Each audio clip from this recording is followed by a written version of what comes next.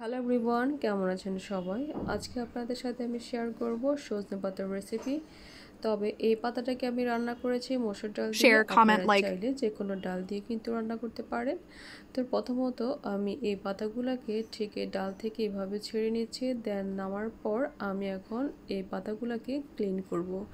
Clean করার জন্য 2 থেকে 3 বার পানিটা চেঞ্জ করলে হবে, তবে সবচাইতে বেশি ভালো হয় 2 বার চেঞ্জ করলে।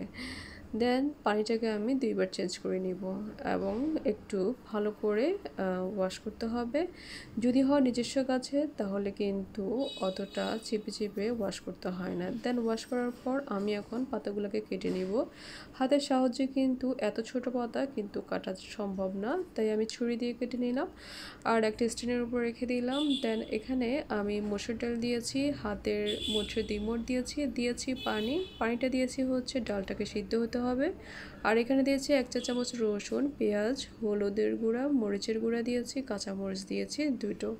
দেওয়ার পর এটাকে রান্না করার জন্য বেশ কিছু সময় অপেক্ষা করতে হবে। ডালটা যখন সিদ্ধ হয়ে আসবে আর পানিটা যখন মাখা মাখা হয়ে আসবে ঠিক তখনই সবজিগুলো এটার মধ্যে ছেড়ে দিব। কিছুক্ষণ নেড়ে ছেড়ে নেব। আর এটা অবশ্যই রান্না করতে হবে হাই হিটে রান্না করার কারণ হচ্ছে যে সবজিটার কালার ঠিক থাকবে এবং ওভারকুক হবে না। দেন এখন আমি তেল বাগার দিব, এই জন্য আমি তেলটাকে একটু গরম করে নিলাম। আর এখানে দিলাম হচ্ছে পেঁয়াজটা যখন ব্রাউন হয়ে আসবে ঠিক তখন এটার উপর ছেড়ে দিব। দেন এটার উপর ছেড়ে দেওয়ার পর চামচ দিয়ে হালকা করে একটু নেড়ে চেড়ে নিব। এই হচ্ছে আজকের রেসিপি। আমার রেসিপি আপনাদের কাছে কেমন লেগেছে অবশ্যই লাইক, কমেন্ট, শেয়ার করে জানাবেন। সবাই ভালো থাকবেন।